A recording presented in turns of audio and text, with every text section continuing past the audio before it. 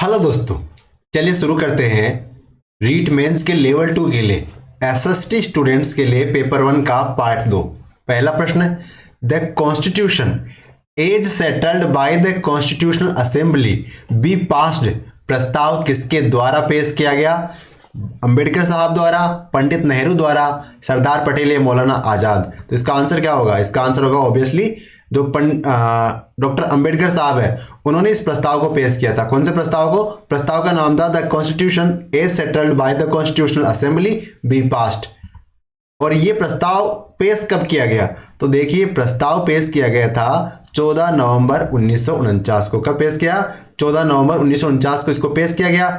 और इस समय हमें पता है संविधान का जो तीसरे नंबर का वाचन चल रहा था, कितने नंबर का वाचन चल रहा था? तीसरे नंबर का वाचन चल रहा था। और संविधान के प्रारूप से संबंधित था ये। और ये पारित कब हुआ? तो जब संविधान लागू हुआ ना, उसी दिन ये पारित हुआ था, 26 नवंबर 1949 को। इस पर संविधान सभा में उपस्थित कितने सदस्यों ने हस्ताक्षर किया था? तो 284 सदस्यों ने इस पे हस्ताक्षर किया था। यानी संविधान को अंतिम रूप देने के लिए जो प्रस्ताव पास किया गया था वो उसी प्रस्ताव की बात ये कर रहा है। अगले प्रश्न पे चलते हैं। अंतरिम संसद का कार्यकाल कब तक रहा? जो अंतरिम संसद थी इसका कार्यकाल कब तक रहा? 17 अप्रैल 52 तक, 18 अप्रैल 1952 तक, 19 अप्रैल 52 तक या 20 अप्रैल 52 तक। तो इसका आंसर है ऑप्शन ए। यानी जो अंतरिम संसद थी वो कब तक अस्तित्व में रही? तो अंतरिम संसद 17 अप्रैल 1952 तक अस्तित्व में रही। 17 अप्रैल 1952 तक अस्तित्व में क्यों रही? इसका कारण था क्योंकि 17 अप्रैल 1952 को बाद में जो चुनाव हुए, चुनाव होने के बाद में पहली निर्वाचित संसद का गठन हो गया था। कब हुआ था? तो 17 अप्रैल 1952 को पहली निर्वाचित संसद का गठन हो गया। तो इस कारण जो अंतरिम संसद थी उसका कार्यकाल यहां से समाप्त हो गया। अच्छा, अंतरिम संसद ने कार्य करना कब शुरू किया? तो जैसे ही 26 जनवरी 1950 को हमारा संविधान लागू हुआ, तब से जो संविधान सभा थी वही किस में परिवर्तित हो गई? अंतरिम संसद में परिवर्तित हो गई। अगले प्रश्न में चलते हैं। वित्तीय आपात को राष्ट्रपति साहब है वो कभी भी वापस ले सकते हैं। यानी राष्ट्रपति साहब की जच गई कि अब इस वित्तीय आपात को वापस लेना है तो वापस ले सकते हैं, या उसमें कोई चेंजेस करना है तो चेंजेस कर सकते हैं। तो ऐसे प्रावधान, इस प्रकार के प्रावधान संविधान के कौन से अनुच्छेद में? 360 क्लोज 1 में, 360 2 में, 360 क्लोज 3 में, 360 क्लोज 4 में। तो इसका आंसर क्या होगा? इसका आंसर होगा ऑप्शन बी, 360 क्लोज 2 में। तो हमें ये तो पता है जो वित्तीय प्रावधान है ना, वित्तीय आपात संबंधी प्रावधान वो 360 में दे रखे हैं। अब हमसे पूछा है कि राष्ट्रपति साहब इसको वापस लेने की शक्ति है, उसमें परिवर्तन की शक्ति किसमें है? तो 360 का जो क्लोज नंबर 2 है ना, उसमें ऐसे प्रावधान दे रखे हैं। किसमें? 360 क्लोज 2 में ये प्रावधान दे रखे हैं कि राष्ट्रपति जो वित्तीय आपात लगाया इसे वापस ले सकते हैं या उसमें किसी प्रकार का मॉडिफिकेशन कर सकते हैं। अगले प्रश्न पे चलते हैं। मंत्री परिषद सामूहिक रूप से लोकसभा के प्रति उत्तरदायी होती है। ऐसे प्रावधान संविधान के कौन से अनुच्छेद में है? 75(1) में, 75(2) में, 75(3) में या 75(4) में? अब आप कहोगे कि तो आपने तो जो प्रश्न बनाए हैं वो काफी कॉम्प्लेक्स बनाए हैं। तो भैया बात ऐसी है, हमने अभी देखा है कौन सी एग्जाम? सेकंड ग्रेड की, और उसमें आपने प्रश्न देखे ही कितने कॉम्प्लिकेटेड थे, है ना। और ऊपर से बसें चल रही है, तो इस बार हमें तैयारी पे झामपाड़ करनी पड़ेगी। ठीक है, तो तैयारी झामपाड़ करेंगे तो इस प्रकार के प्रश्न आना स्वाभाविक है। तो इसका आंसर क्या होगा? इसका आंसर होगा जो 75 क्लोज 3 है ना, कौन सा? 75 क्लोज 3। 75 क्लोज 3 में ये प्रावधान दे रखा है कि मंत्री परिषद वो सामूहिक रूप से किसके प्रति उत्तरदायी होती है? लोकसभा के प्रति उत्तरदायी होती है, और व्यक्तिगत रूप से राष्ट्रपति साहब के प्रति उत्तरदायी होती है। अब देखो, जो 75 वाला प्रावधान है वो हमारे सामने आ गए हैं। जो प्रमुख प्रावधान है वो देख लेते हैं। तो 75(1) में क्या कहा गया है? ये इसमें प्रधानमंत्री की नियुक्ति राष्ट्रपति करेगा और अन्य मंत्रियों की नियुक्ति राष्ट्रपति साहब ही करेंगे, लेकिन इसमें प्रधानमंत्री की सलाह ली जाएगी। यानी पहले प्रधानमंत्री साहब की नियुक्ति होगी, बाद में अन्य मंत्रियों की नियुक्ति होगी, क्योंकि अन्य मंत्री की नियुक्ति में प्रधानमंत्री साहब है, जो पीएम साहब है, उनका अहम योगदान होगा। फिर 75(2) में क्या कहा गया है कि जो मंत्रीगण होते हैं वो कब तक पद पे बने रह सकते हैं? राष्ट्रपति के प्रसाद पर्यंत। यानी राष्ट्रपति के प्रसाद पर्यंत ही वो पद पर रह सकते हैं मंत्रीगण। ऐसे प्रावधान किस में दे रखे हैं? तो ऐसे प्रावधान 75(2) में दे रखे हैं।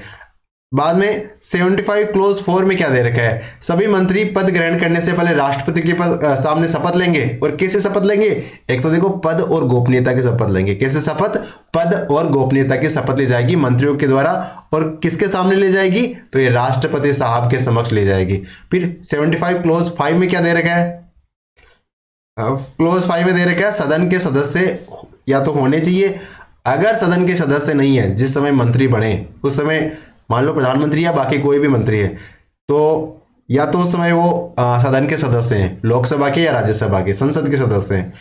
अगर वो संसद के सदस्य नहीं है तो 6 महीने के अंदर अंदर, कितने दिनों में, 6 मंथ के अंदर अंदर उनको सदन की सदस्यता लेनी अनिवार्य होगी।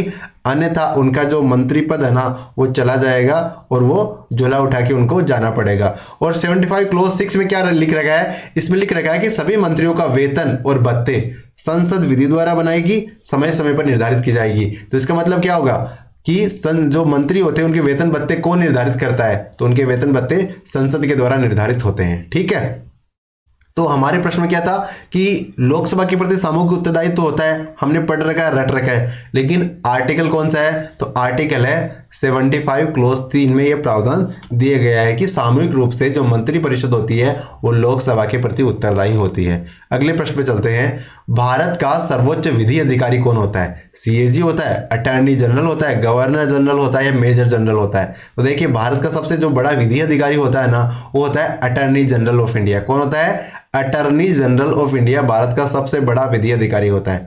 और जो इसके बारे में प्रावधान कौन से आर्टिकल में दे रखे हैं, तो देखिए आर्टिकल है 76 नंबर का। कौन सा, अटॉर्नी जनरल का आर्टिकल कौन सा है, 76। और इसकी नियुक्ति कौन करते हैं, तो जो राष्ट्रपति साहब होते हैं ना वो अटॉर्नी जनरल की नियुक्ति करते हैं। ठीक है, राष्ट्रपति नियुक्ति करते हैं, इसका तात्पर्य क्या है, अप्रत्यक्ष रूप से सरकार द्वारा इनकी नियुक्ति की जाती है और कार्यकाल इनका निश्चित होता नहीं है। और इनकी योग्यता क्या होगी, तो अगर ये सुप्रीम कोर्ट के न्यायाधीश बनने के योग्य हैं उसी व्यक्ति को अटॉर्नी जनरल ऑफ इंडिया बनाया जाता है। और ये कार्य कब तक करेंगे, राष्ट्रपति साहब के प्रसाद पर्यंत ये भी कार्य करेंगे। और संसद का सदस्य ये नहीं होते। देखिए अटॉर्नी जनरल होते हैं वो संसद के सदस्य नहीं होते, न लोकसभा के सदस्य होते हैं न राज्यसभा के। इसके बावजूद भी ये राज्यसभा में और लोकसभा में उपस्थित होने के अधिकारी होते हैं, राज्यसभा में और लोकसभा में बोलने के अधिकारी होते हैं, लेकिन इनको किसी प्रकार का वोटिंग पावर नहीं होता है। ठीक है, और इनको बैठक में भाग लेने का अधिकार तो है लेकिन वोट देने का अधिकार नहीं है। ऐसे प्रावधान कौन से अनुच्छेद में किए गए हैं, तो भाई साहब अनुच्छेद है 88। कौन सा अनुच्छेद है, आर्टिकल 88 नंबर का अनुच्छेद सर्वोच्च विधि अधिकारी के बारे में है, जिसमें कहा गया है कि ये संसद की कार्यवाही में भाग ले सकते हैं, वहां पे बोल सकते हैं, लेकिन अगर वोटिंग की बात आती है तो इनको हाथ जोड़ने पड़ेंगे, मतलब ये वोट नहीं कर पाएंगे। उच्चतम न्यायालय की स्थापना और गठन संबंधी प्रावधान संविधान के कौन से अनुच्छेद में दिए हुए हैं, यानी उच्चतम न्यायालय की स्थापना करनी है, गठन करना है, ऐसे प्रावधान संविधान के कौन से आर्टिकल में है, 124, 25, 26 से 27। तो इसका आंसर होगा ऑप्शन ए, यानी आर्टिकल नंबर जो 124 है, कौन सा, 124 नंबर का जो आर्टिकल है वो एससी के गठन से और स्थापना से संबंधित प्रावधान करता है। ठीक है, अच्छा आर्टिकल 125 किससे संबंधित है, तो ये न्यायाधीशों के वेतन और भत्ते से संबंधित है। कौन सा, 125। ठीक है, उसके बाद में 127 है वो तदर्थ न्यायाधीशों की नियुक्ति के संदर्भ में, किसके संदर्भ में, तदर्थ न्यायाधीशों की नियुक्ति के संदर्भ में। कौन सा है, आर्टिकल 127 है। ठीक है, तदर्थ 127 को कैसे याद रखो, तदर्थ एक शब्द से याद रखो, इस प्रकार बाद में हम इसे रिलेट कर सकते हैं। उच्चतम न्यायालय की बैठकों में सेवानिवृत्त न्यायाधीशों की उपस्थिति संबंधित प्रावधान कौन सा है, तो जो सेवानिवृत्त है ना उनसे संबंधित प्रावधान 128 है, ये मान के चलो। और सबसे महत्वपूर्ण, उच्चतम न्यायालय को अभिलेख न्यायालय माना गया है, किसमें, आर्टिकल 129 के अनुसार। कौन से आर्टिकल में, 129 के अनुसार उच्चतम न्यायालय को अभिलेख न्यायालय माना गया है। अभिलेख न्यायालय का तात्पर्य क्या होता है, जैसे कई विधियां ऐसी होती है जो स्पष्ट नहीं होती है। अब उच्चतम न्यायालय इनको बारीकी से अध्ययन करता है ऐसे मामलों को और बाद में अपना जो भी डिक्री है वो सुनाता है, जो अपना निर्णय है वो सुनाता है। ठीक है, अब ये कानून ये जो बात जो फैसला उच्चतम न्यायालय ने सुनाया है, जिस संबंध में पूर्व के बनाए हुए कानून स्पष्ट नहीं है, अब ये नया कानून बन जाता है और जितने भी इनके नीचे न्यायालय होंगे उनको इन कानूनों का यानी इन फैसलों का स्पेशली ध्यान रखना होता है और इनको कहीं भी काउंटर नहीं करना होता, इनके तहत ही इनको कार्य करना होता है। ये होता है अभिलेख न्यायालय। और 130 में क्या कह रखा है कि उच्चतम न्यायालय के मुख्यालय का स्थान संबंधी प्रावधान आर्टिकल 130 में दे रखा है। तो इस प्रकार हमने 5 या 6 हो गए आर्टिकल्स, इनका अध्ययन कर लिया है। स्थानीय स्वशासन का पिता किसे कहते हैं, यानी जो स्थानीय स्वशासन है उसके बापू कौन है, रिपन है, लिटन है, मोंटेग्यू या मिंटो है। तो इसका आंसर क्या होगा, स्थानीय स्वशासन के जो बापू कहे जाते हैं, पिता कहे जाते हैं, कौन कहे जाते हैं, ये रिपन साहब को कहा गया है। किसे कहा गया है, रिपन साहब को। यानी पंचायती राज वाला कॉन्सेप्ट चल रखा है ना, अब 73वां 74वां संविधान संशोधन हम लेके आए हैं। तो इस संबंध में यानी यही भावना इसी के साथ में रिपन साहब ने शुरू किया था, है ना। कब शुरू किया, तो इन्होंने 1882 में शुरू किया था। 1882 में उन्होंने जिला बोर्ड का गठन किया, इसके अलावा ग्राम पंचायत का गठन किया, न्याय पंचायत का गठन किया, यानी प्रस्ताव पास किया था इन्होंने अपने लेवल पे, तो प्रस्ताव पास किया। अब ग्राउंड लेवल पे कितना कार्य हो वो अलग बात हो जाती है, लेकिन इन्होंने कागजों में तो लेके आए ना, तो इस कारण इनको क्या कहा जाता है, स्थानीय स्वशासन का पिता कहा जाता है। अगले प्रश्न में चलते हैं। संविधान की प्रस्तावनाओं में दिए गए आश्वासनों का सही क्रम कौन सा है, यानी कुछ टर्मोलॉजी दे रखी है हमारे सामने, कुछ शब्द दे रखे हैं, और हमें जो संविधान की प्रस्तावना ना, हम भारत के लोग, भारत को संपूर्ण प्रभुत्व संपन्न वाली, उसमें हमें बताना है कि सबसे पहले कौन सा शब्द आया है, उसके बाद में कौन सा आया है, उसके बाद में क्रम से सजेस्ट करना है। तो इसमें न्याय, समता, बंधुता और स्वतंत्रता है। तो इसका आंसर होगा वो कौन सा होगा, ऑप्शन सी, यानी सबसे पहले न्याय आया है, फिर स्वतंत्रता आया, फिर समता आया, फिर बंधुता आया। तो एक बार जो संविधान की प्रस्तावना उसको देख लें, क्या कहते हो, चलिए देख लेते हैं, आप कह रहे हो तो देखो हमारे सामने भारत की प्रस्तावना आ गई, भारत के संविधान की प्रस्तावना आ गई है। और क्या कहा गया है इसमें कि हम भारत के लोग भारत को एक संपूर्ण प्रभुत्व संपन्न, समाजवादी, पंथ निरपेक्ष, लोकतंत्रात्मक गणराज्य बनाने के लिए तथा उसके समस्त नागरिकों को सामाजिक, आर्थिक और राजनीतिक न्याय, विचार, अभिव्यक्ति, विश्वास, धर्म और उपासना की स्वतंत्रता, प्रतिष्ठा और अवसर की क्षमता प्राप्त कराने के लिए, देखो उन सब में व्यक्ति की गरिमा, राष्ट्र की एकता और अखंडता सुनिश्चित कराने वाली बंधुता बढ़ाने के लिए दृढ़ संकल्प होकर अपनी इस संविधान सभा में आज तारीख 26 नवंबर 1949 ईस्वी, मिति मार्गशीर्ष शुक्ल सप्तमी, विक्रम संवत 2006 को एतत् द्वारा इस संविधान को अंगीकृत, अधिनियमित और आत्मार्पित करते हैं। तो इस प्रकार ये प्रस्तावना है, और मैं आपको कह रहा हूं इस प्रस्तावना के शब्द से रट लीजिए आप, हम भारत के लोग से आत्मार्पित करते हैं, यहां तक इसको एग्जैक्ट कंठस्थ कर लेना है। बाद में इस संदर्भ में कोई भी प्रश्न आएगा तो आपसे छूटेगा नहीं, और ये मान के चलो रीट में आपका एक एडिशनल नंबर इससे बन जाएगा।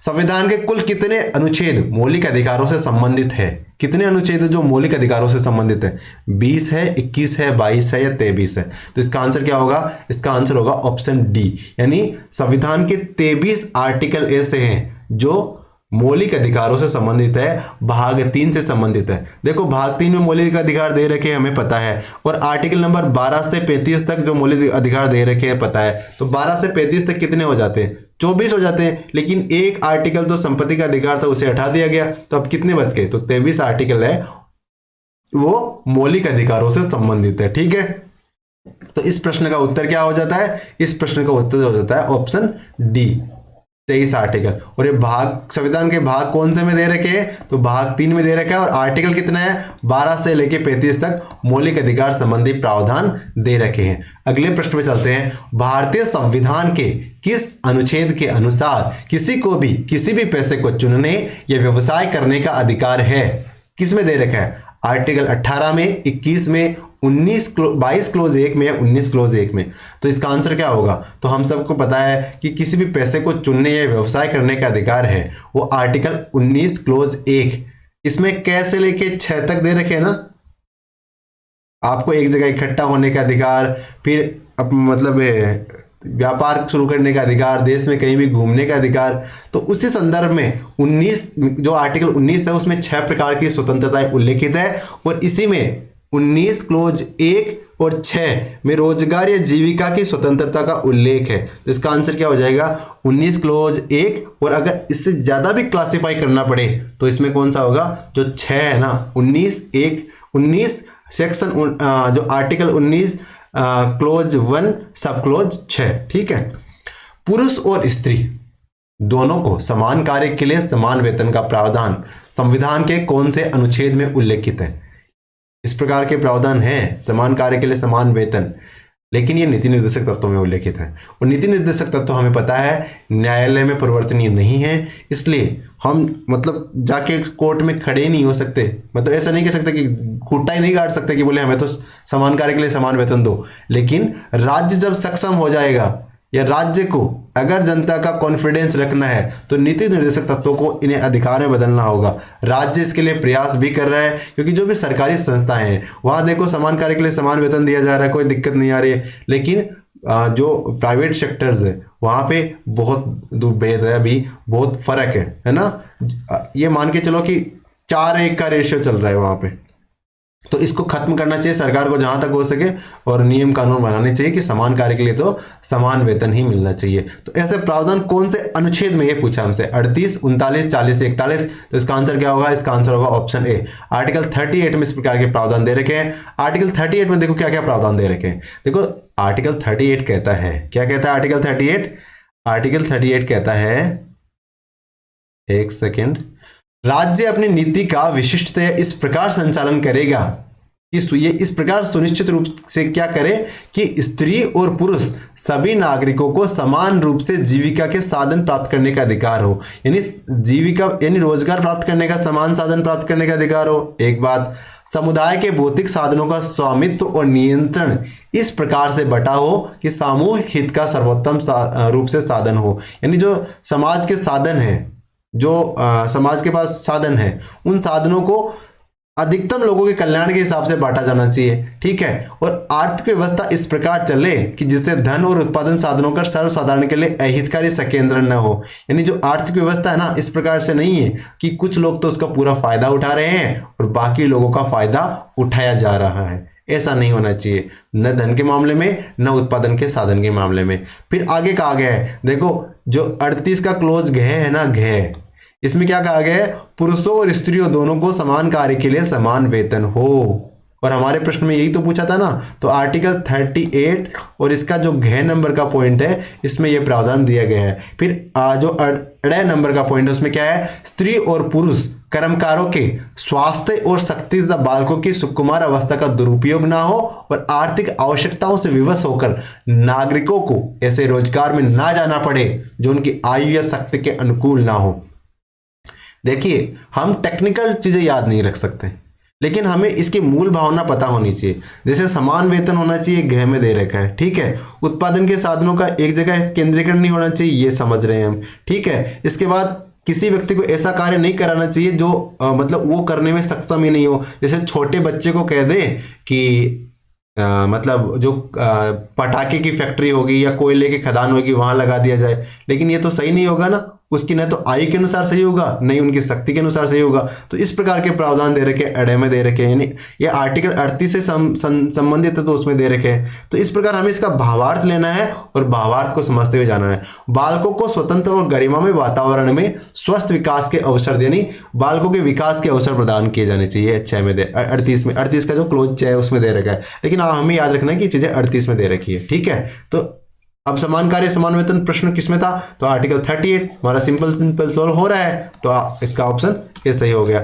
अगले प्रश्न में चलते हैं। राष्ट्रपति की निर्वाचन में राज्य का मुख्यमंत्री मतदान करने का पात्र नहीं होगा। यानी राष्ट्रपति साहब का चुनाव हो रहा है, लेकिन किसी राज्य का मुख्यमंत्री मतदान नहीं कर पा रहा है। क्या कारण हो सकता है? या तो वह स्वयं प्रत्याशी है, नहीं स्वयं प्रत्याशी तो भी कर सकता है, वह राज्य विधानमंडल में उच्च सदन का सदस्य हो। बिल्कुल, अगर कोई व्यक्ति, इसमें क्या रखा है, क्या कह रखा है, मतलब राष्ट्रपति के चुनाव में कह रखा है कि लोकसभा और राज्यसभा के जो सांसद होते हैं वो चुनाव करने में वोटिंग कर सकते हैं, बिल्कुल कर सकते हैं। इसके अलावा विधानसभा में जो चुने हुए सदस्य है ना, वो वोटिंग कर सकते हैं।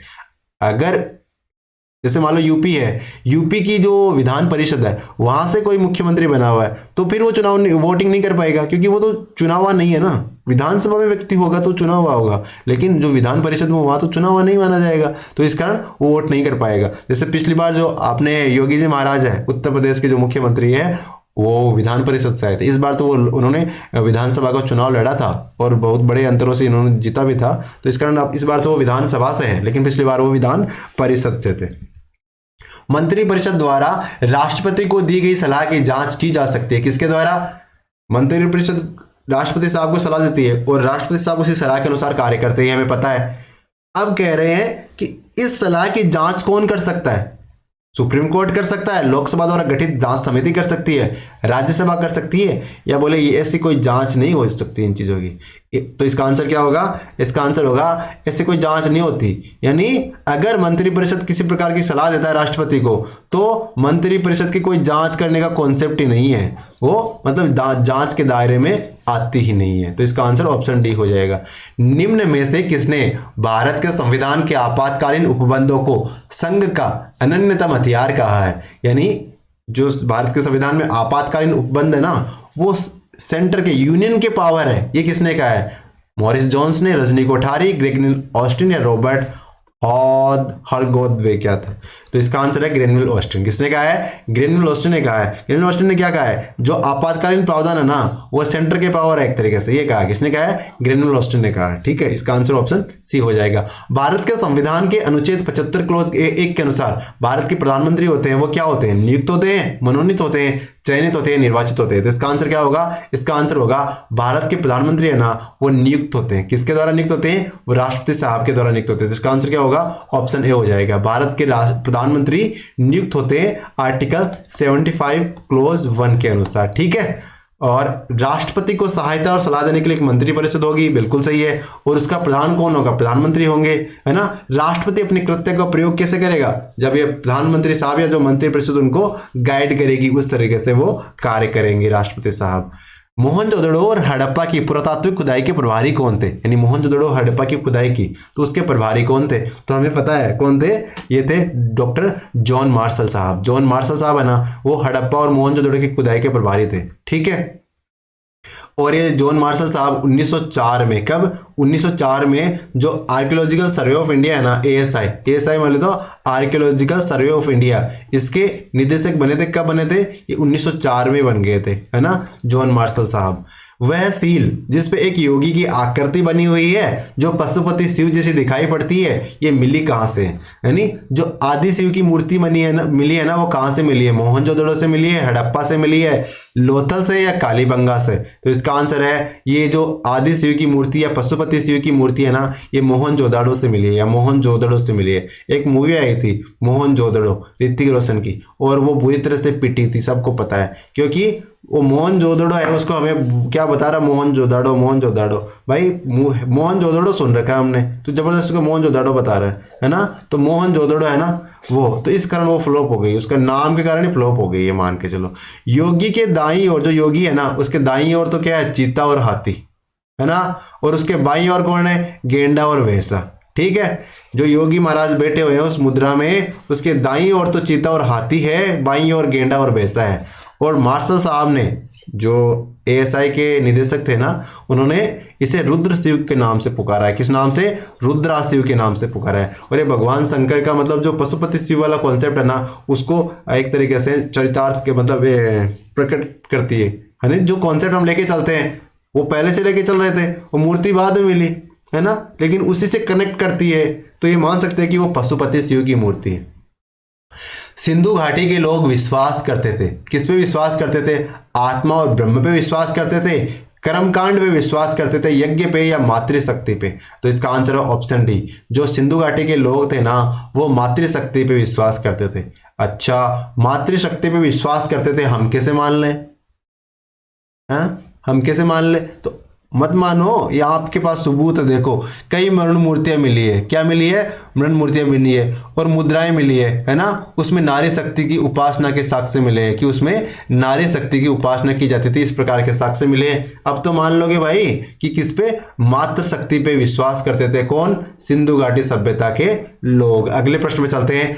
प्रसिद्ध गायत्री मंत्र है ना, वो कहाँ उल्लेखित है? गायत्री मंत्र ओम भूर्भुवः स्वः है, वो वाला, वो कहाँ उल्लेखित है? कठोपनिषद में, तैत्तरीय ब्राह्मण में, ऐतरेय ब्राह्मण में, ऋग्वेद संहिता में। तो इसका आंसर है जो गायत्री मंत्र है ना, वो ऋग्वेद में दे रखा है, मूल ऋग्वेद है ना, उसी में दे रखा है। देखो, गायत्री मंत्र में 24 अक्षर होते हैं। कितने अक्षर होते हैं? 24 अक्षर होते हैं। कितने? 24 अक्षर होते हैं गायत्री मंत्र में। आप चेक कर लेना, गिन लेना, है ना।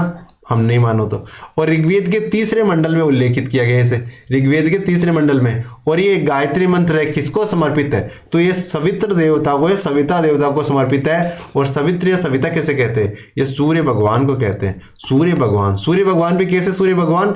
सविता कहते हैं जब सूर्य अपने पूरे तेज में होता है ना, उस समय जो सूर्य भगवान होते हैं उसे क्या कहते हैं? उसे सविता कहते हैं। ठीक है, तो इसका आंसर क्या हो गया? जो गायत्री मंत्र कहाँ उल्लेखित है? ऋग्वेद में उल्लेखित है। कौन से मंडल में है? तो तीसरे मंडल में है। और इस किसको समर्पित है? तो सवित्र को समर्पित है या सविता को समर्पित है। प्राचीन राज्य वत्स की राजधानी कौन सी थी? तो वत्स क्यों है ना, वज्जी, वैशाली है ना, इसकी राजधानी कौन सी थी? वैशाली, शक्तिमती, चंपा या कौशाम्बी? तो इसका आंसर है ऑप्शन डी, कौशाम्बी। वत्स की राजधानी क्या थी? वत्स की राजधानी थी कौशाम्बी। वैशाली की राजधानी क्या थी? तो वज्जी है ना, वज्जी की राजधानी वैशाली। और चेदी की शक्तिमती और अंग की चंपा। ठीक है, अंग की क्या थी? चंपा। वज्जी की वैशाली, चेदी की शक्तिमती और अंग की क्या थी? चंपा राजधानी थी। इस प्रकार। और वत्स की कौशाम्बी, वत्स की क्या राजधानी थी? कौशाम्बी राजधानी थी। अगले प्रश्न में चलते हैं। निम्न में से किस अभिलेख में अशोक का नाम का उल्लेख है? यानी अब अशोक का नाम, जैसे कई जगह देवनाम पीद से लिखा हुआ है ना, लेकिन अशोक नाम का उल्लेख कौन कौन से शिलालेखों में, अभिलेख में? भाबरू में है, 13वें शिलालेख में है, रुमनदेही में या मास्की लघु शिलालेख में? तो इसका आंसर क्या होगा? तो इसका आंसर होगा ऑप्शन डी, यानी मास्की लघु शिलालेख है ना, उसमें अशोक का नाम उल्लेखित है। अच्छा, मास्की में ही या बाकी कुछ और शिलालेखों में भी है? तो मास्की देखो, एक तो मास्की हो गया, एक गुर्जरा हो गया, एक नेटूर हो गया, एक उद्गोलन हो गया। मास्की, गुर्जरा, नेटूर और उद्गोलन, ये वो अभिलेख है, लघु शिलालेख है जहां पे अशोक नाम का उल्लेख किया गया है। ठीक है, तो इसका आंसर क्या हो जाएगा? इसका आंसर हो जाएगा मास्की। ठीक है, अशोक के खरोष्टी में लिपिबद्ध अभिलेख कहां से प्राप्त हुई है? अशोक के खरोष्टी में लिपिबद्ध अभिलेख कहां से मिले हैं? तो ये मिले हैं शाहबाजगढ़ी और मानसेहरा से। कहां से मिले हैं? शाहबाजगढ़ी और मानसेहरा से खरोष्टी में लिपिबद्ध किए हुए अभिलेख मिले। वही अरमाइक लिपि में लिपिबद्ध किए हुए कहां मिले? तो एक तो कांधार से, एक जलालाबाद से। ये लघु शिलालेख मिले हैं ना, ये अरमाइक लिपि में लिपिबद्ध किए हुए हैं। खरोष्टी लिपि में शाहबाजगढ़ी और मानसेहरा, खरोष्टी में, अरमाइक में कांधार और जलालाबाद से। अगले प्रश्न पे चलते हैं। पंकोदक सन्निरोधे, पंकोदक सन्निरोधे मौर्य प्रशासन द्वारा लिया जाने वाला एक जुर्माना था। क्या नाम है? पंकोदक सन्निरोधे, एक मतलब जुर्माना लगाया जाता था जिसको कहते थे, किस क्या अपराध करने पे पंकोदक सन्निरोधे लगाया जाता था? मंदिर को गंदा करने पे, पीने के पानी को गंदा करने पे, सड़क पर कीचड़ फैलाने से या कूड़ा फैलाने से। तो देखो मोदी साहब क्या कहते हैं, सड़कों को साफ रखो, तो नहीं तो क्या लगा देंगे? नहीं तो पंकोदक सन्निरोधे लगा देंगे। तो सड़क पर कीचड़ फैलाने से पंकोदक सन्निरोधे लगा दिया जाना चाहिए, सड़क पर कीचड़ फैलाने से संबंधित है। निम्न में से किस शासक का कार्यकाल 4 साल के लगभग था? यानी कौन से शासक थे जो 4 साल के लगभग उन्होंने शासन किया था? देखो रजिया ने भी लगभग 4 साल शासन किया था। रजिया सुल्तान, कुतुबुद्दीन ऐबक, इल्तुतमिश या शेरशाह सूरी? तो इसका आंसर क्या है? इसका आंसर है कुतुबुद्दीन ऐबक। कुतुबुद्दीन ऐबक ने ना 4 ही साल का कार्य किया, राज किया था, और इसके बाद में वो गद्दी से हट गए थे क्योंकि उनकी मृत्यु हो गई थी। तो ममलूक वंश की या गुलाम वंश की स्थापना किसने करी थी? तो कुतुबुद्दीन ऐबक ने करी थी, हमें पता है। वो गद्दी पे कब बैठा? तो 1206 में तो देखो कुतुबुद्दीन ऐबक गद्दी पे बैठा है ना। और 1210 में बाद में वो एक गेम खेलता था, गेम का नाम था चौगान। चौगान के साथ होता पोलो की तरह होता था, और जब वो पोलो खेल रहा था उस समय घोड़े से गिरा धम और निकल गए उसके प्राण। तो इस कारण लगभग 4 साल तक उसने क्या किया था? शासन किया था। तो इसका आंसर क्या हो जाएगा? कुतुबुद्दीन ऐबक। दिल्ली के हौज खास क्षेत्र में चोर मीनार किसने बनाई थी? दिल्ली में एक एरिया है हौज खास, वहां पे एक मीनार बनाई थी, चोर मीनार। ये किसने बनवाई? औरंगजेब ने, शाहजहां ने, अलाउद्दीन खिलजी ने या मुबारक शाह ने? तो इसका आंसर है ए के, यानी अलाउद्दीन खिलजी ने दिल्ली का जो हौज खास वाला क्षेत्र है वहां क्या बनाई थी? चोर मीनार बनाई थी। और ये अलाउद्दीन खिलजी कब का व्यक्ति है? तो ये 13वीं शताब्दी का व्यक्ति है, क्योंकि 1200-1300 में इसने राज किया था। 1303 में चित्तौड़ पे आक्रमण किया, 1308 में सिवाना पे, इस तरह से कई आक्रमण किए थे उस समय। तो इस प्रकार 13वीं-14वीं शताब्दी में इसने बनाई थी, और इसमें 225 छेद है। कितने छेद है? 225 छेद है इस मीनार में, चोर मीनार में। कितने छेद है? 225 छेद है। अगले प्रश्न पे चलते हैं। 16वीं शताब्दी में संपन्न महाभारत का फारसी अनुवाद क्या कहलाता है? यानी 16वीं शताब्दी में महाभारत का फारसी में अनुवाद किया गया, ठीक बात है। अब इस अनुवाद को किस नाम से जाना गया? रज़्मनामा, बहादुर शाह नामा, आलमगीर नामा या हजामनामा? तो इसका आंसर है ऑप्शन ए, रज़्मनामा। क्या कहते हैं, जो 16वीं शताब्दी में महाभारत का फारसी में अनुवाद किया गया ना, उसे रज़्मनामा के नाम से जाना गया। अब फारसी में अनुवाद करवाया किसने? तो जो अकबर था ना, अकबर, उसने करवाया था फारसी में इसका अनुवाद। महाभारत का फारसी में अनुवाद करवाया था अकबर ने। नाम क्या रखा जब बन गई किताब? तो रज़्मनामा। बनाई किसने, किसने अनुवाद किया था? एक तो देखो नकीब खान थे। कौन थे? नकीब खान। एक बंदायूनी थे, एक अबुल फजल थे, एक फेजी थे। ये कई सारे विद्वान मिले और इन्होंने जो अपनी महाभारत है इसे फारसी में अनुवादित कर दिया, और जो अनुवाद करके जो ग्रंथ बना उसे रज़्मनामा नाम दिया गया। ठीक है, अकबर ने करवाया और कई सारे विद्वानों ने मिलकर किया और नाम रखा रज़्मनामा। गांधी जी को महात्मा की उपाधि किसने दी थी? गोपाल कृष्ण गोखले ने, जिन्ना ने, सरदार पटेल ने या रविंद्रनाथ टैगोर साहब ने? तो देखो, गुरुदेव रविंद्रनाथ टैगोर साहब ने उन्होंने महात्मा की उपाधि दी थी, जो क्योंकि गांधी जी ने ना चंपारण सत्याग्रह में सत्याग्रह का सफल प्रयोग किया, और इस कार्य को जब टैगोर साहब ने, गुरुदेव ने देखा तो उन्होंने कहा कि बहुत ही शानदार कार्य किया है, तो इस कारण गांधी जी को उन्होंने महात्मा की उपाधि दी। तो एक महात्मा ने दूसरे व्यक्ति को महात्मा की उपाधि प्रदान की थी उस समय। तो गांधी जी उस समय इतने बड़े सेलिब्रिटी नहीं थे, वो तो बाद में उन्होंने असहयोग आंदोलन वगैरह चलाए, चंपारण खेड़ा के आंदोलन चलाए, तो इस कारण बाद में उनका कद धीरे धीरे धीरे धीरे बढ़ता गया था। चोरा चोरी की घटना हुई थी, कहाँ पे हुई? गोरखपुर में, झांसी में, आगरा में या जयपुर में? तो देखो, चोरा चोरी की घटना है ना, वो कहाँ पे हुई थी? गोरखपुर में हुई थी। और कब हुई थी? 5 फरवरी 1922 को। ठीक है, और गांधी जी ने इसके बदले क्या किया? चोरा चोरी घटना होने से उन्होंने जो असहयोग आंदोलन चला रखा था ना, उसे वापस बंद करना पड़ा इन गांधी जी को। ठीक है, तो चोरा चोरी की घटना कहाँ पे? गोरखपुर में हुई कब? तो फरवरी की 5 तारीख थी, 1922 का साल था। देश बंधु के उपनाम से किसे जाना जाता है? मौलाना आजाद को, चित्तरंजन दास को, जय शाह को या सुभाष चंद्र बोस को? देखो, देश बंधु के उपनाम से किसे जाना जाता है? तो ये जो चित्तरंजन दास है ना, क्या नाम है? चित्तरंजन दास। इन्हें देश बंधु के नाम से जाना जाता है। किसे? चित्तरंजन दास को देश बंधु के नाम से जाना जाता है। ठीक है, याद रह जाएगा आपको। अगले प्रश्न पे चलते हैं। मैं ईश्वर की पवित्र सौगंध खाता हूं कि मैं भारत और इसके 38 करोड़ भारतवासियों की स्वतंत्रता के लिए अपनी अंतिम सांस तक युद्ध करता रहूंगा। ये कथन किसका है? मौलाना आजाद का, चित्तरंजन दास का, जय शाह का या सुभाष चंद्र बोस साहब का? तो देखिए, इस प्रकार का ओजस्वी कथन कौन दे सकते हैं? एक ही व्यक्ति दे सकते हैं, कोई डाउट नहीं है। यानी अगर पूरी आज़ादी, पूरी क्रांति, मतलब इसमें भारत के स्वतंत्रता संग्राम की बात करें तो सबसे ज्यादा ओजस्वी कोई व्यक्ति थे। मैं 1857 के बाद की क्रांति की बात कर रहा हूं, तो उसमें सुभाष चंद्र बोस का नाम अग्रणी रूप से लिया जाएगा। उसके अलावा भगत सिंह और चंद्रशेखर आजाद साहब, ये मतलब 3 बंदे मान के चलो कि आज़ादी को, एक अंग्रेजों को जो अपनी कहानियां है ना, ओजस्वी कहानियां, इनके कारण ही बनती है। तो ये कथन किसका है? ये सुभाष चंद्र बोस साहब का है। अन्य कारक समान रहने पर पृथ्वी के द्वारा सूर्य ताप की प्राप्ति अधिकतम होगी, यानी बाकी चीजें समान रहेगी, लेकिन अब किस डेट को सूर्य ताप की प्राप्ति पृथ्वी को सर्वाधिक होगी? 3 जनवरी, 3 मई, 4 अगस्त या 4 जुलाई? तो इसका आंसर होगा ऑप्शन ए, 3 जनवरी। 3 जनवरी को क्यों? क्योंकि इस समय होता है उपसौर।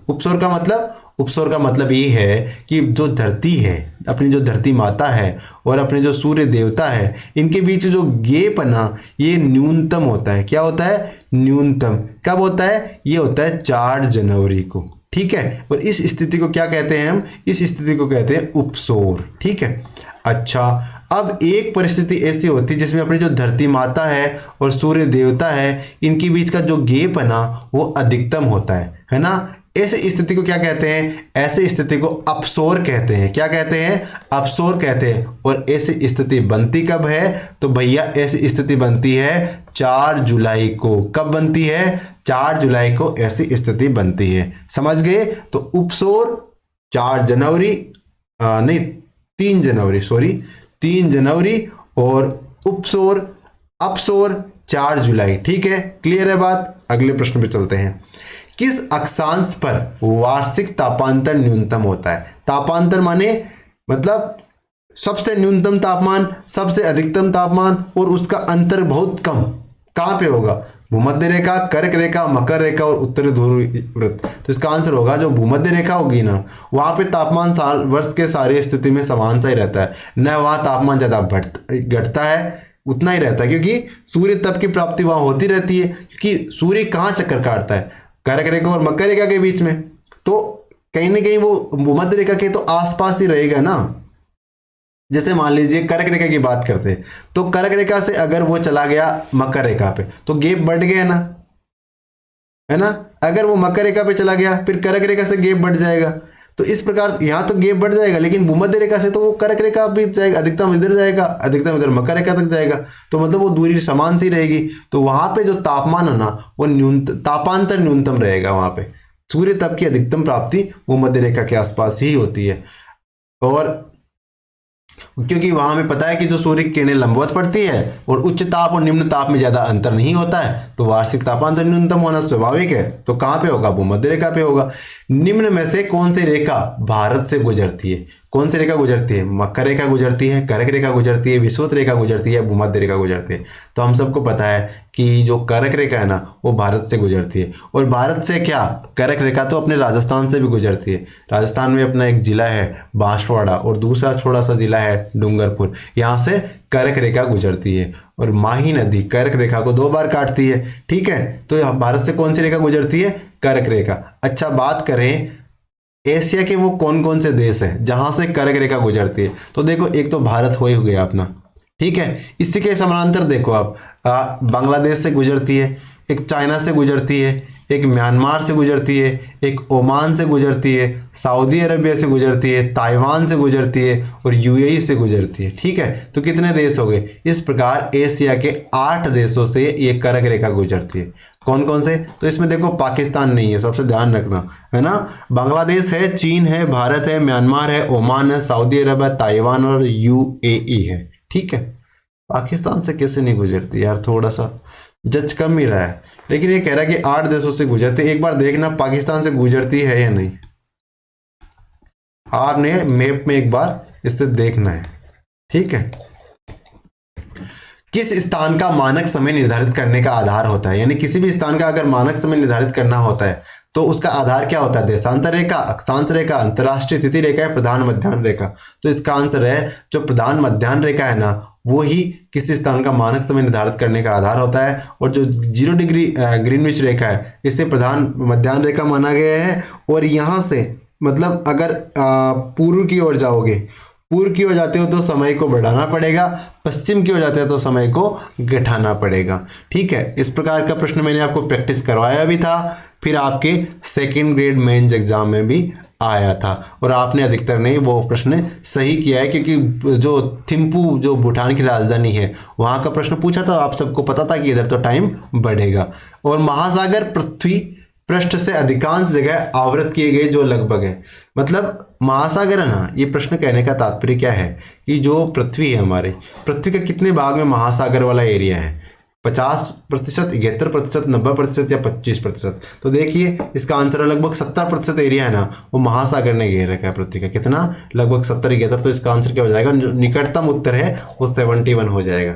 अगले प्रश्न चलते हैं। महासागरों में निम्न में से कौन सा लवण सर्वाधिक मात्रा में पाया जाता है? जो महासागर होते हैं, जो समुद्र होते हैं, उसमें कौन सा लवण सबसे ज्यादा पाया जाता है? Magnesium sulphate, calcium sulphate, magnesium chloride या सोडियम क्लोराइड? तो इसका आंसर क्या होगा? इसका आंसर होगा ऑप्शन डी, जो सोडियम क्लोराइड है वो महासागरों में सर्वाधिक पाया जाता है। कौन सा? Sodium chloride. याद रखना है आपने, क्या याद रखना है? महासागरों में कौन सा लवण पाया जाता है? तो सोडियम क्लोराइड नाम का नमक पाया जाता है, सोडियम क्लोराइड। ठीक है, मेरियाना ट्रेंच किस महासागर में स्थित है? तो हमें पता है मेरियाना ट्रेंच किसमें है? दक्षिण अटलांटिक में, पश्चिम प्रशांत में, पूर्वी प्रशांत में, उत्तरी अटलांटिक में। तो इसका आंसर है ऑप्शन बी, जो पश्चिमी प्रशांत है ना, वहां पे मेरियाना ट्रेंच स्थित है। कहां पे? पश्चिमी प्रशांत में मेरिना ट्रेंच, और मेरिना ट्रेंच हमें पता ही है विश्व की सबसे गहरा गर्त कौन सा है, वो मेरिना ट्रेंच है। कहाँ पे है, ये प्रशांत महासागर में अवस्थित है। ठीक है। वायुमंडल में नाइट्रोजन गैस की प्रतिशत मात्रा कितनी है, वायुमंडल में नाइट्रोजन गैस है ना वो कितना प्रतिशत को कवर करती है, 20%, 78%, 62 या 60। तो इसका आंसर होगा ऑप्शन बी 78%। यानी अगर वायुमंडल की टोटल गैसें हैं 100 में से 78.08 तो क्या है, ये तो है अपनी नाइट्रोजन, और 20.95 है ऑक्सीजन, 20.95 ऑक्सीजन। यानी लगभग 99% भाग तो इन्हीं का हो गया है ना। तो बाकी 1% ही, जितनी सारी गैस एक्स्ट्रा बच गई ना वो 1% ही है, और बाकी इन गैसों के चलते तो कोई दिक्कत भी नहीं है। दिक्कत भी 1% जो रह गई उन गैसों के चलते ही है ना। तो 1% के कारण दिक्कतें हो रही हैं हमें, बाकी 99% गैसों से तो कोई समस्या नहीं है। अगले प्रश्न में चलते हैं। निम्न में से वायुमंडल की स्थिर गैस कौन सी नहीं है, नाइट्रोजन, ऑक्सीजन, कार्बन डाइऑक्साइड या ऑर्गन। तो इसका आंसर है ऑप्शन सी, जो कार्बन डाइऑक्साइड है ना वो स्थिर गैस नहीं है। तो स्थिर गैस क्या होती है, यानी वो गैसें जो वायुमंडल में बहुत कम मात्रा में पाई जाती है और उनकी मात्रा का प्रतिशत ना वो चेंजेस होता रहता है, परिवर्तित होता रहता है, उसे अस्थायी गैस कहते हैं। तो इसमें से कार्बन डाइऑक्साइड है ना वो ऐसी गैस है जिसका मतलब बहुत थोड़ी मात्रा में पाई जाती है, सबसे पहली बात तो, और दूसरी बात इसकी जो मात्रा है ना वो कभी प्लस कभी माइनस होती रहती है। ठीक है। तो इस कारण इसे क्या कहते हैं, अस्थिर गैस कहते हैं, अस्थायी गैस या अस्थिर गैस कहते हैं। कोहरा, वर्षा, तूफान आदि मौसमी घटनाएं वायुमंडल की कौन सी परत में घटित होती है। तो जो कोहरा, वर्षा, तूफान ऐसी जो मौसमी घटनाएं होती है ना वायुमंडल कौन सी परत में होती है, आयन, मध्यम, क्षोभ या समताप। तो इसका आंसर है ऑप्शन सी, जो क्षोभ मंडल है ना उसी में सारी घटनाएं होती है। किसमें, क्षोभ मंडल। और क्षोभ मंडल के ऊपरी भाग में कौन सी परत है, तो ये समताप मंडल है। और जो वायुयान वगैरह है वो कौन से मंडल में चलते हैं, वो समताप मंडल में चलते हैं, क्योंकि वहाँ मौसम साफ होता है। और जो विजिबिलिटी होती है ना, विजिबिलिटी, क्योंकि किसी भी गाड़ी को चलाने के लिए विजिबिलिटी अच्छी होनी चाहिए, तो प्लेन को चलाने के लिए विजिबिलिटी अच्छी होनी चाहिए, तो समताप मंडल में विजिबिलिटी भी शानदार होती है। इस कारण वायुयान उस परत में चलाए जाते हैं। और इसके कहाँ से कहाँ एरिया में पाई जाती है, तो 15 से 50 किलोमीटर के एरिया में पाई जाती है, लेकिन इसका सकेंद्रण देखें तो 1535 किलोमीटर के आसपास मान के चलते हैं। ठीक है। अगले प्रश्न में चलते हैं। जब ध्रुव से भूमध्य रेखा की ओर जाते हैं, जब हम ध्रुवों पे ऊपर ध्रुवों पे बैठे हुए हैं, वहां से हम आ रहे हैं भूमध्य रेखा की तरफ नीचे। अब यहाँ से जैव विविधता कैसे क्या होगी, नीचे की तरफ आएंगे तो बढ़ेगी, घटेगी, वैसी रहेगी, या इनमें से कोई नहीं। तो देखो ध्रुवों की तरफ जैव विविधता बहुत कम होती है, न तो वहाँ जीव जंतु पाए जाते हैं, नहीं वहाँ पेड़ पौधे पाए जाते हैं। तो इस प्रकार ध्रुवों से नीचे की ओर आएंगे तो ऑब्वियस सी बात है कि जीव जंतुओं की संख्या भी बढ़ेगी और पेड़ पौधों की संख्या भी बढ़ेगी। और जो भूमध्य रेखा के पे आएंगे तो विषुवतीय, वर्षावन वगैरह वहां तो जैव विविधता की भरमार है। तो भूमध्य रेखा पे जैव विविधता की भरमार पाई जाती है। तो हम ऊपर से नीचे की तरफ आ रहे हैं तो जैव विविधता बिल्कुल ऑब्वियस सी बात है बढ़ती होगी। तो इसका आंसर ऑप्शन ए हो जाएगा। किसी जगह को फ्लोरा और फौना सूचित करता है। फ्लोरा और फौना क्या होता है, पेड़ पौधे और जैव जंतु, मछलियां, जंतु या पक्षी। तो देखो फ्लोरा और फौना आप सबको पता है कि पेड़ पौधे और जीव जंतुओं को सम्मिलित रूप से क्या कहते हैं, फ्लोरा और फौना कहते हैं। क्या कहते हैं, फ्लोरा और फौना कहते हैं। निम्न में से कौन सा एक उष्णकटिबंधीय घास का मैदान है, कौन सा है, सवाना, पंपास, स्टेपी या डाउन्स। तो इसका आंसर है ऑप्शन ए, जो सवाना है ना वो क्या है, वो उष्णकटिबंधीय घास का मैदान है। क्या है, उष्णकटिबंधीय घास का मैदान है सवाना। और ये कहाँ पाया जाता है, तो साउथ अफ्रीकन क्षेत्र में जो केन्या, तंजानिया वाला एरिया है ना उधर सवाना घास के मैदान पाए जाते हैं। और एक कैंपास, ये भी उष्णकटिबंधीय घास के मैदान ही है। ये कहाँ पाए जाते हैं, ये ब्राजील में पाए जाते हैं, कैंपास ब्राजील में। और एक लानोस, ये भी उष्णकटिबंधीय घास के मैदान ही है। ये कहाँ पाए जाते हैं, ये वेनेजुएला में पाए जाते हैं। ठीक है, लानोस वेनेजुएला में, कैंपास ब्राजील में, सवाना अफ्रीकन कंट्रीज जो केन्या, तंजानिया वाली जो भूमध्य रेखा के आसपास वाली जो है ना वहाँ पे ये सवाना उष्णकटिबंधीय घास के मैदान पाए जाते हैं। समझ गए। अगले प्रश्न में चलते हैं। रूर औद्योगिक प्रदेश स्थित है। रूर नाम का जो औद्योगिक प्रदेश है ना वो कहाँ पे, जर्मनी, लंदन, जापान या यूएसए। तो जो रूर औद्योगिक प्रदेश है वो कहाँ पे, वो अपनी जर्मनी में। कहाँ पे, जर्मनी में। देखो रूर प्रदेश जर्मनी का बहुत फेमस है क्योंकि यहाँ पे कोयला और स्टील बहुत बड़ी मात्रा में निकाला जाता है और औद्योगिक विकास भी बहुत जबरदस्त हुआ। और इस कारण वहाँ जो राइन नदी बहती है ना वो राइन नदी वाला क्षेत्र को रूर प्रदेश कहा जाता है।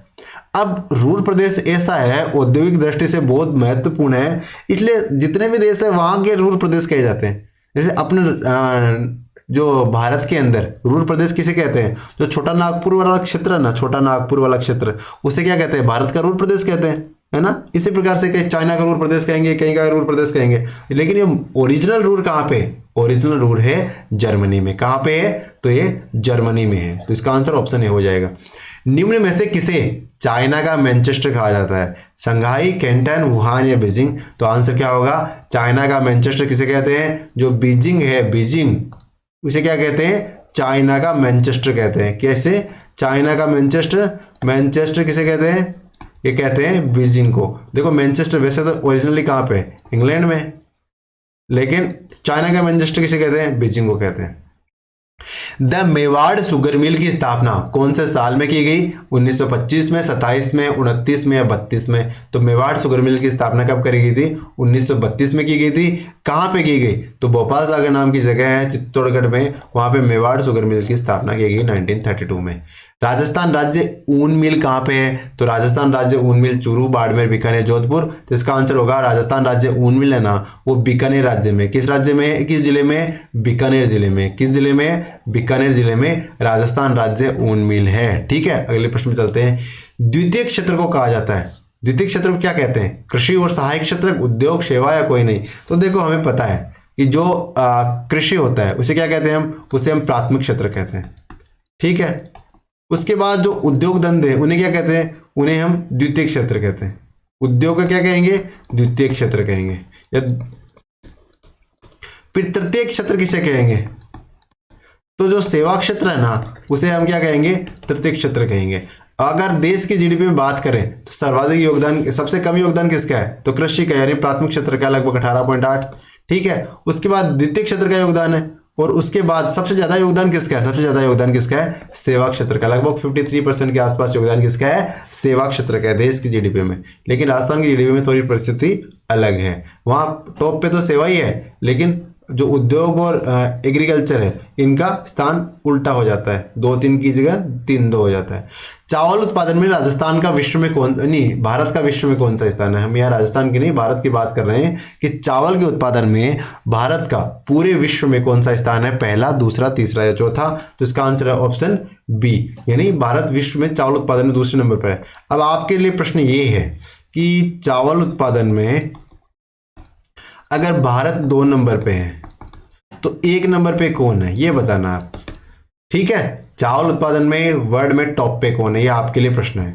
निम्न में से किस वर्ष कृषि क्षेत्र की वृद्धि दर ऋणात्मक रही, यानी कौन से साल जो एग्रीकल्चर सेक्टर है उसमें जो ग्रोथ रेट है वो ऋणात्मक रही थी, 2012, 11, 12, 13, 13, 14, 15, 16 या 14-15। तो इसका आंसर है ऑप्शन सी, यानी 2014-15 है ना, उसमें जो एग्रीकल्चर सेक्टर है उसमें ग्रोथ रेट ऋणात्मक रही थी, यानी ग्रोथ होनी अलग थी और हो गई उससे पीछे, यानी जितनी जीडीपी कृषि क्षेत्र में उस वर्ष थी ना उसके अगले साल उससे कम रह गई। तो इस कारण जो ग्रोथ रही वो क्या रही, वो ऋणात्मक रही। कब, 2014-15 में। ठीक है, poverty and un British rule in India, इस पुस्तक के लेखक कौन है, दादाभाई नौरोजी, महात्मा गांधी, गोपाल गांधी या जिन्ना साहब। तो इसका आंसर है पुअर्टी, जिन्ना साहब तो गलत लगा रहा हूं मैं। Poverty and un British rule in India पुस्तक के लेखक कौन है, तो इसके लेखक है दादाभाई नौरोजी साहब। कौन है, दादाभाई नौरोजी है ना, इन्होंने poverty and un British rule in India पुस्तक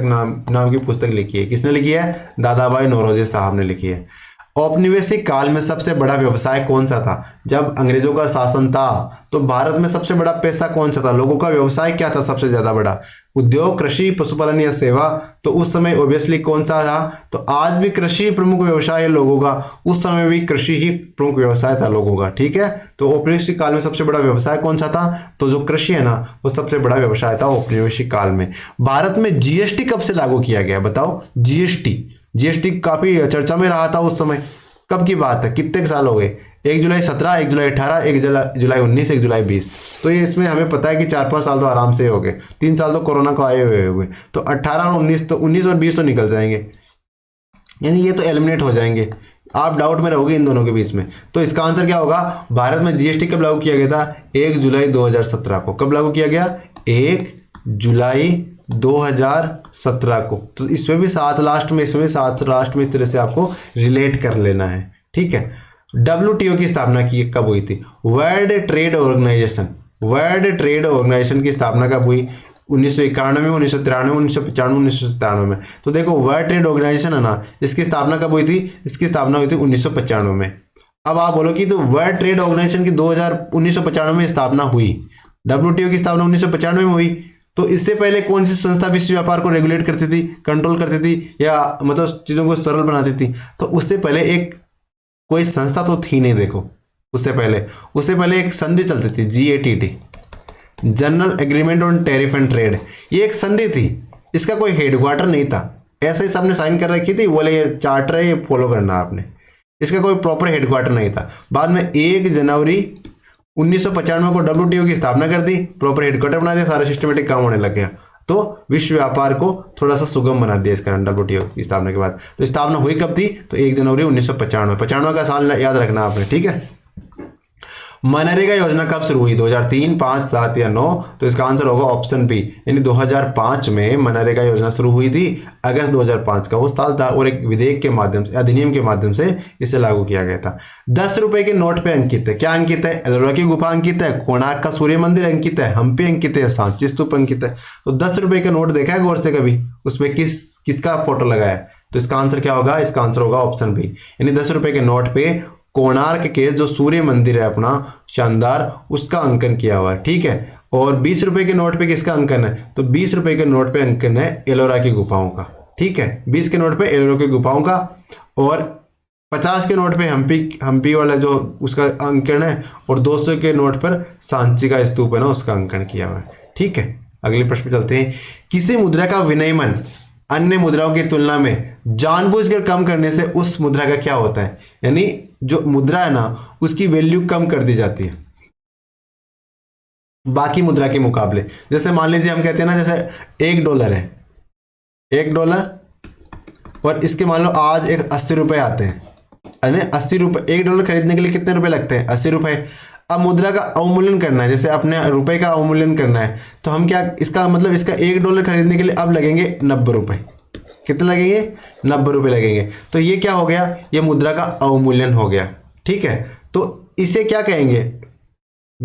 अवमूल्यन कहेंगे। मुद्रा का क्या कहेंगे? यानी मुद्रा के मूल्य को कम करना, जानबूझ के कम करना, इसे मुद्रा का अवमूल्यन कहेंगे। आपने लगभग 3 साल हो गए, 4 साल हो गए, आपने सुना होगा रेनमिनबी होते हैं ना, ये चाइना की करेंसी है। किसकी? चाइना की करेंसी है। और आपने सुना होगा कि चाइना ने रेनमिनबी का अवमूल्यन कर लिया, मतलब अवमूल्यन कर लिया, उसकी रेट घटा दी। अब बताओ इससे क्या प्रभाव होता है? जब मुद्रा का अवमूल्यन होता है, किसको फायदा होता है, किसको नुकसान होता है, ये बताओ। तो आपको इस पे रिसर्च करना है, ठीक है।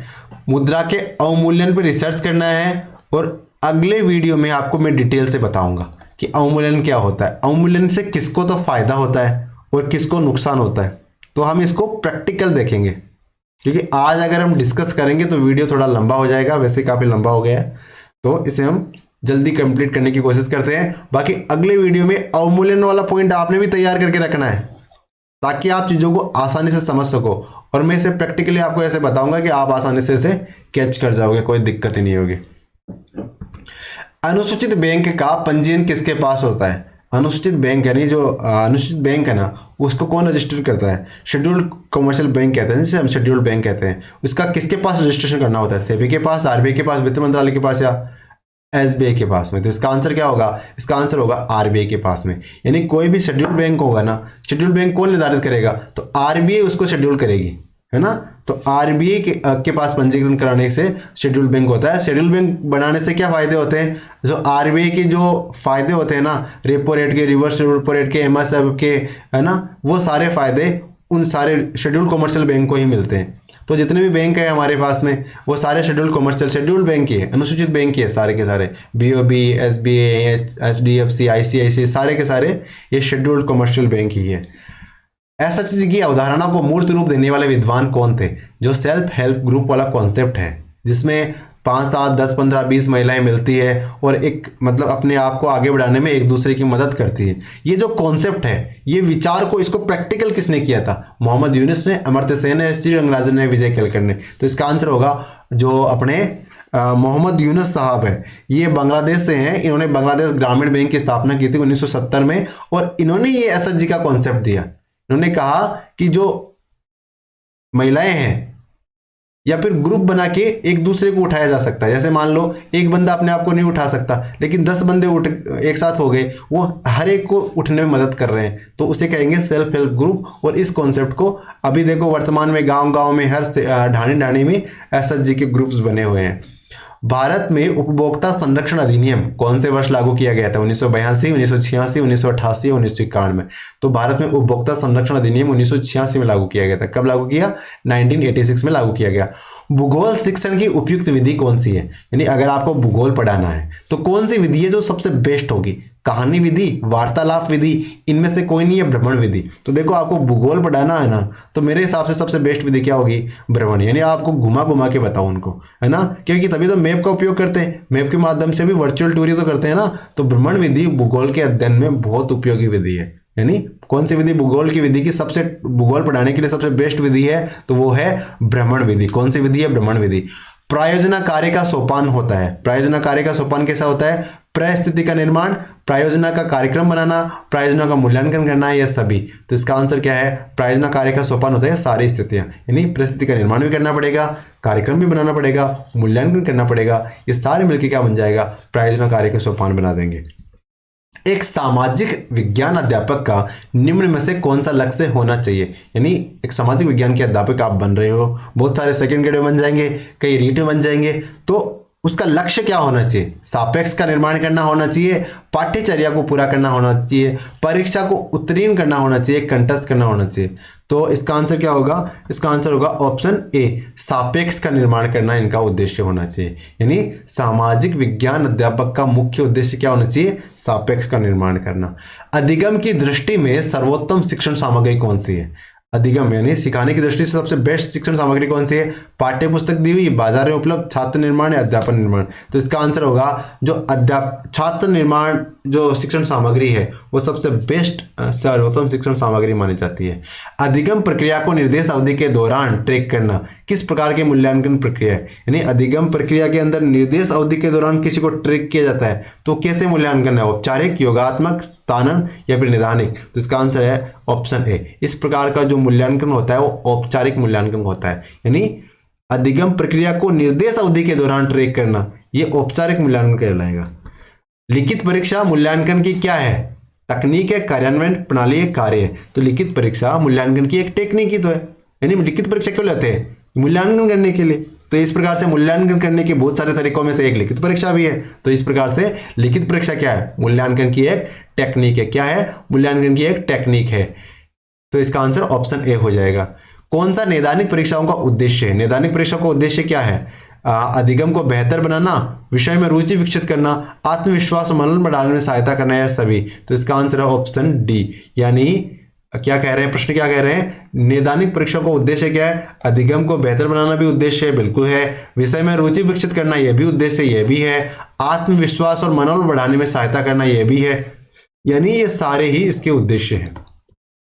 सामाजिक अध्ययन ऐतिहासिक, भौगोलिक और सामाजिक संबंधों और अंतर संबंधों का अध्ययन है। ये परिभाषा किसने दी है? जो सामाजिक अध्ययन है वो ऐतिहासिक, भौगोलिक और सामाजिक संबंधों और अंतर संबंधों का अध्ययन है। ये ऐसी परिभाषा किसने दी है? जेम्स हमिंग ने, मिलर ने, किलपैट्रिक ने या मूलर ने। तो ऐसी परिभाषा दी है जेम्स हमिंग ने। किसने दी है? जेम्स हमिंग ने ये परिभाषा दी है। क्या कहा है? कि सामाजिक अध्ययन ऐतिहासिक, भौगोलिक और सामाजिक संबंधों और अंतर संबंधों का अध्ययन है। ठीक है, अगले प्रश्न में चलते हैं। मुदालियर आयोग की स्थापना कब हुई थी? 1950, 51, 52 या 53? तो मुदालियर आयोग की स्थापना हुई थी 1952 में। कब हुई थी? 1952 में, 1952 में मुदालियर आयोग की स्थापना हुई थी। और आज के वीडियो का अंतिम प्रश्न है, पाठ्यक्रम निर्माण का सिद्धांत नहीं होना चाहिए। जो पाठ्यक्रम निर्माण है ना, इसका सिद्धांत कैसा नहीं होना चाहिए? क्रियाशीलता का, विविधता का, उपयोगिता का, परीक्षा केंद्रित। तो इसका आंसर होगा ऑप्शन डी। यानी परीक्षा केंद्रित नहीं होना चाहिए, बाकी क्रियाशील होनी चाहिए, विविध होनी चाहिए, उपयोगी होना आवश्यक है। इस प्रकार से हमने इस वीडियो के जो प्रश्न थे जो एसएसटी विद्यार्थियों को टारगेट कर रहे थे वो हमने कर लिए हैं, और इसी मतलब पहले पेपर का ही दूसरा पार्ट जो सब में कॉमन होता है, चाहे वो लेवल 1 हो, लेवल 2 हो और किसी भी सब्जेक्ट से हो, सबके लिए वो कॉमन होता है। उसको वीडियो हमने पहले ही डाल दिया है। और दूसरा इसका जो एसएसटी स्टूडेंट्स के लिए जो वीडियो है ये आप सबके लिए है ही, आप समझ ही गए। और बाकी धीरे धीरे आप इन चीज़ों को समझ जाएंगे कि किस प्रकार हमारा पेपर पूरा हो रहा है। कॉम्प्लेक्स नहीं है, चीज़ें बहुत आसान है। और आप वरिष्ठ अध्यापक तो बन ही चुके हो और अब तृतीय श्रेणी अध्यापक बनने वाले हो, तो इतनी मैच्योरिटी की अपेक्षा तो मैं आपसे कर ही सकता हूँ। थैंक यू फ्रेंड्स, पढ़ते रहो। और इस बार रीट में आपको ऑल राजस्थान टॉप करना है, इसलिए मेहनत में कमी कतई मत रखना। Thank you.